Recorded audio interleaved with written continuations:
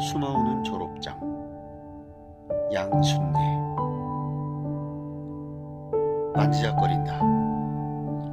그렇게도 높게만 느껴지던 고등학교의 문턱을 드나든 지 3년 만에 받은 졸업장. 뒤늦게나마 받아든 종이장을 들고 허탈해한다. 30대였다. 상담사 구인 광고를 보고 찾아갔다. 학년란을 보고 기가 죽어 돌아왔다. 어디를 가나 학력이 발목을 잡았다. 그렇다고 공부를 시작한다는 것은 꿈에 불과했다. 늘 여의치 못한 생활고에 시달렸다. 차라리 그때 여군이 되었더라면. 휴가 와서 부모님께 씩씩한 모습으로 거수격리하는 군인은 그렇게도 멋있어 보일 수가 없었다.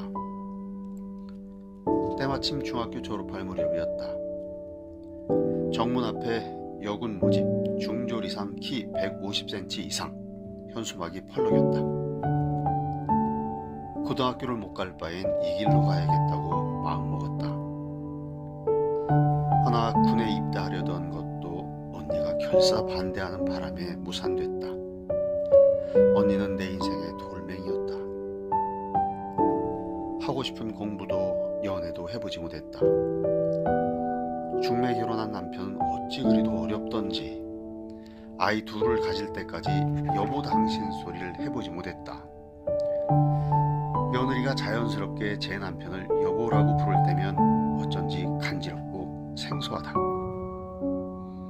세상이 좋아지다 보니 공부할 수 있는 기회가 생겼다. 선물 가게 하던 때였다. 성인학교 고등학교 과정에 등록했다. 주위 사람들이 알까 몰래 다녔다. 공부하랴 장사하랴 바빴다. 한날은 선물 사러 온 학생이 내가 펼쳐놓은 영어책을 보더니 아줌마 공부하세요? 하는데 씩 웃고 말았다. 혼자 가게를 하면서 공부한다는 게 쉽지 않았다. 어쩌다 보면 결석을 하게 되고 급기야는 중단하기에 이르렀다. 그 후로 늘 공부에 대한 미련을 떨치지 못한 채 연민의 굴레에서 맴돌았다. 생활이 어느 정도 안정이 되자 주춤했던 공부를 다시 시도해보고 싶었다. 우연찮게 방송통신고등학교가 있다는 걸 알았다. 하지만 나이가 걸렸다.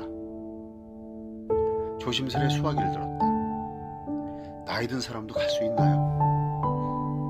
묻는 말에 전화 속 목소리는 긴장을 풀어주었다.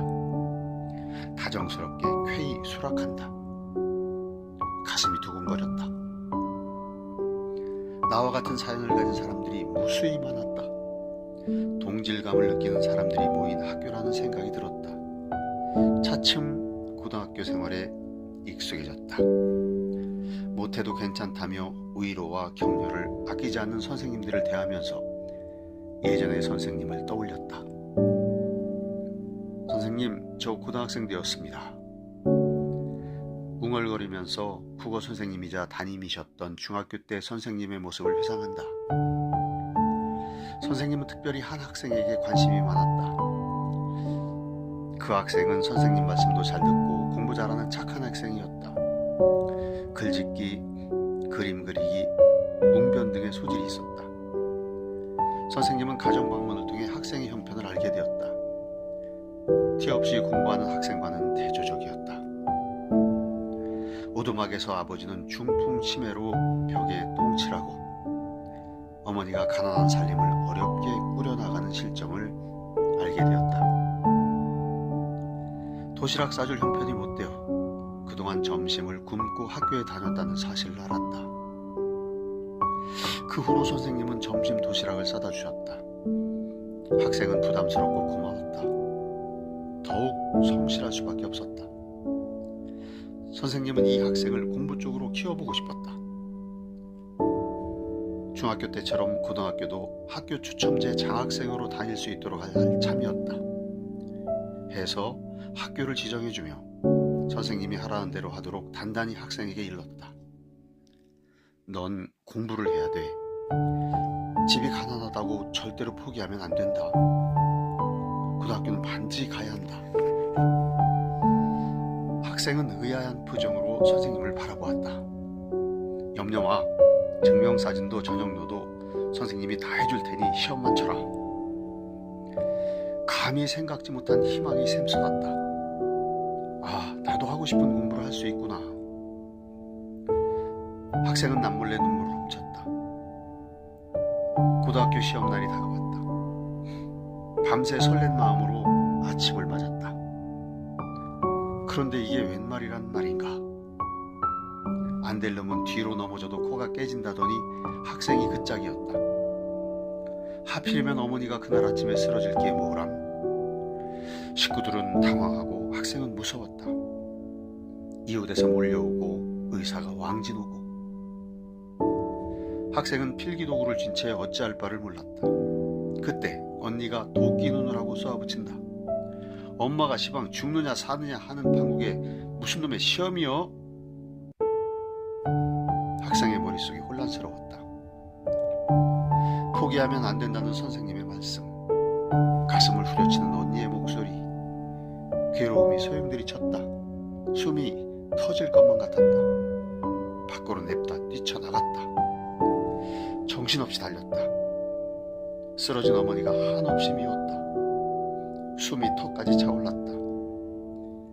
후젓한 산속에서 목 놓아 울었다. 선생님 볼 면목이 없었다. 선생님의 노고가 숲으로 사라졌다. 학생의 꿈도 희망도 갈래갈래 흩어졌다. 내가 시험 치러 갔으면 어머니가 돌아가셨을까? 선생님은 기대가 컸던 만큼 실망 또한 컸다. 학생은 고개만 푹 숙였다. 사람은 모진 마음도 이기주의도 있어야 하는데 고등학교에 가지 못한 자괴감에 한동안 사로잡혔다. 생각할수록 언니가 밉고 싫었다. 언니에 대한 원망과 선생님께 죄송했던 마음이 오래오래 가슴에 남았다. 후에 언니는 내게 고백했다. 고등학생 딸을 보면서 많이 미안했었노라고.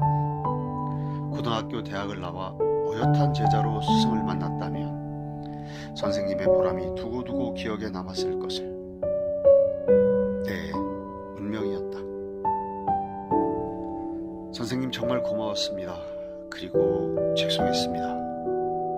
그때 못 간 고등학교, 늦었지만 만학도가 되어서야 시작했습니다. 나이 먹어 공부하려니 어째 눈이 자꾸만 흐려지네요. 그때만큼 머릿속에 잘 들어가지 않아요. 꼴찌만 면하는 수준이에요. 그래도 선생님께서는 절 격려해 주실 거죠? 선생님이 그립습니다. 선생님께 받았던 그때가, 사랑받았던 그때가 제 생에 가장 행복했던 걸로 기억에 남습니다. 받아보지 못한 가족의 사랑까지 제게 몽땅 주셨지요. 선생님을 상상하며 공부하겠습니다. 나중에 저도 하늘나라에 가게 되면 꼭 선생님 찾아뵙겠습니다. 이렇게 중얼대며 공부했던 3년이 훌쩍 지나고 졸업하던 날, 선생님 생각밖에 나지 않았다. 고별의 음악이 흐를 때는 선생님 모습이 스크린에 한없이 어른거렸다. 느닷없이 눈물이 폭물처럼 쏟아졌다. 숨어오는 졸업장, 만학도에 맺힌 소름이었다. 교정을 나설 때는 쾌청한 하늘도 나를 축복하는 양 파랗게 웃어주었다. 양팔이 절로 하늘로 피올라갔다. 나도 졸업장이 있노라고 세상에 외치고 싶었다. 이런 마음, 요즘 아이들은 이해하려나?